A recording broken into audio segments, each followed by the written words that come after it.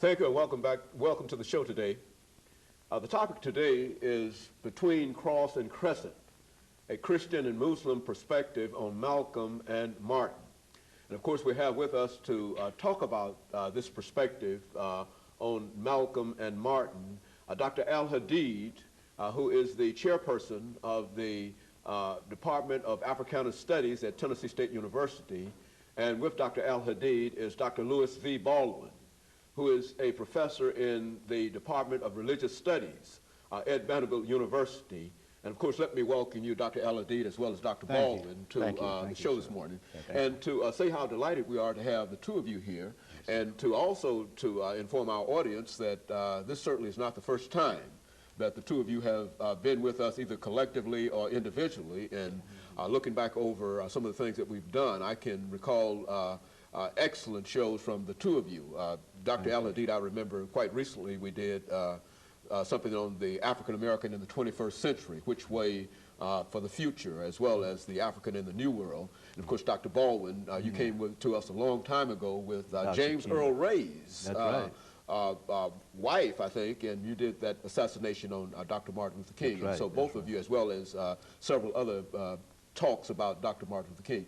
And so both of you have excellent credentials, and I know that you have excellent information for our audience this morning. Dr. Al-Hadid, let's start with you by having you to give us some information about your background, your education, and of course Dr. Baldwin will do the same thing, and then we'll get into the book that the two of you have collaborated on and would like to talk about today. Well, I'll start with the most immediate thing is I'm chair of the Department of Africana Studies at Tennessee State University, a department that was created in 1994, and I was one of the architects and one of the co-founders of that department. And I went to graduate school, University of California, Santa Barbara. While I was in graduate school, I had an opportunity to study in Nairobi, Kenya, and it was at that point, in 1969, that I embraced the religion of Islam, and then from that point, made the pilgrimage to Mecca and came back to the United States with a whole different worldview. And since that time, I have studied very carefully Islam and Pan-Africanism, and also the plight of the historical African-American colleges. I graduated from Alabama State University in Montgomery, Alabama, and attended George Washington Carver High School, also in Montgomery, Alabama. Very good. And Dr. Baldwin? Yes, I grew up in Alabama. As you well know, Dr. Al-Hadid and I are from Alabama. And I attended Talladega College and got a BA in history in 1971. And at that point, I thought I had a call to the ministry, and so I decided to go to seminary.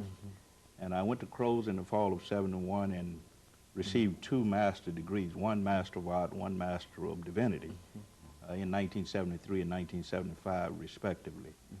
Also, as a student, I had the opportunity to participate in student demonstrations in the 1960s, and that had a great influence on my decision to become a scholar, to become a professor. So I left Talladega and went to Crowes Seminary, and from there, I decided to pursue a PhD at Northwestern University in the history of religions with an emphasis on Christianity. And I received a PhD in 1980, and since that time I've been teaching and writing, mostly on Dr. King. I have 3 books on Dr. King.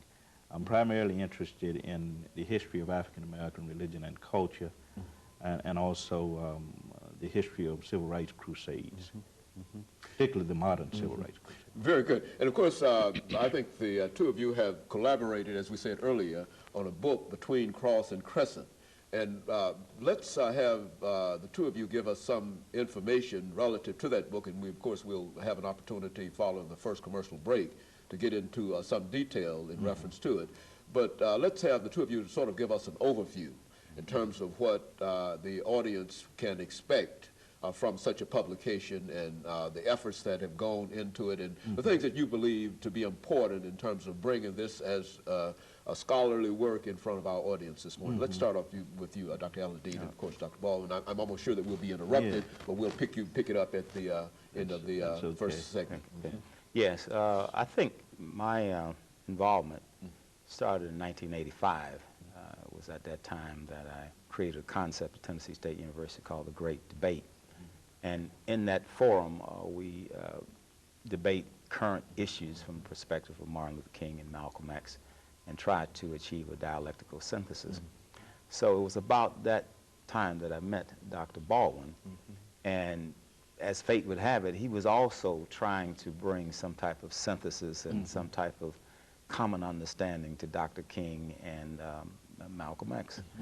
And so as he was working at Vanderbilt in terms of writing his books and doing a scholarship, and I was working at Tennessee State organizing the great debates, he and I just kept talking, exchanging ideas, and he would come to the great debates. I would go to his classes, and we worked together. And so finally we just decided, well, let's write this definitive book so that we can thrash out some of the contradictions and the misunderstandings.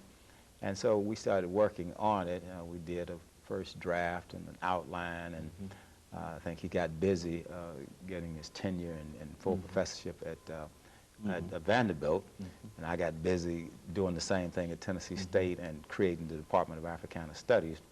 So once we got all our ducks lined up, he said, well, this will be our capstone activity. And we came back to this project, and we think that this is certainly, this particular book will be a defining moment for both of us. We see it as a capstone experience. What do you say about this, Dr. Baldwin? Dr. Al-Hadid has given you much of the story in terms of how we met in connection with the Great Debate Series.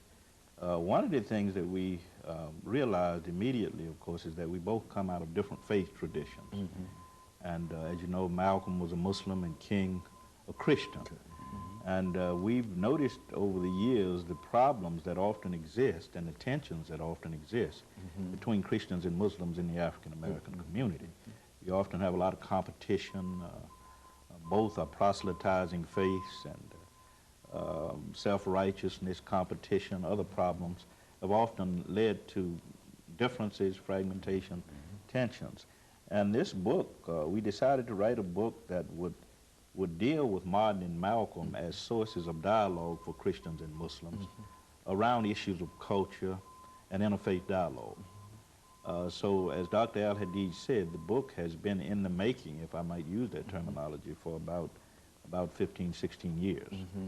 Because we've debated, he's been to my class, I've been a part of the Great Debate Series, and out of that kind of collaboration, we decided to produce this study. So it's a product of 15 years of research and collaboration. All dealing with the perspective of Malcolm and Martin in reference to just a whole variety of issues, I would imagine. Exactly. Well, now what kind of, and I'm sure you'll get into this later on, but what kind of initial problems you had in terms of bringing these views together, and how were these problems resolved?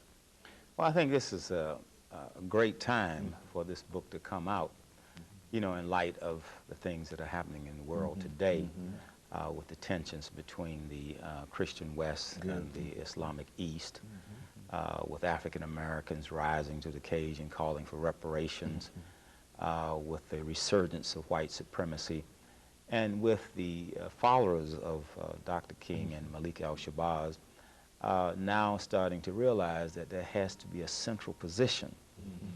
In the 60s, you see, they were put in juxtaposition to each other, diametrically opposed. In the Great Debate, we say that Dr. King represents the thesis of integration, assimilation, and then al-Shabazz represents the antithesis of nationalism and Pan-Africanism.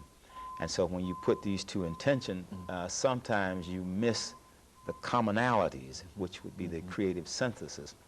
And what we're trying to do is to go through all of those apparent differences and to come out with some common themes and commonalities to show that these men were more alike than they were different. Okay, and of course we'll allow the two of you to talk about those likenesses after this first commercial break, and we'll be back with our audience following this first commercial break. The topic is between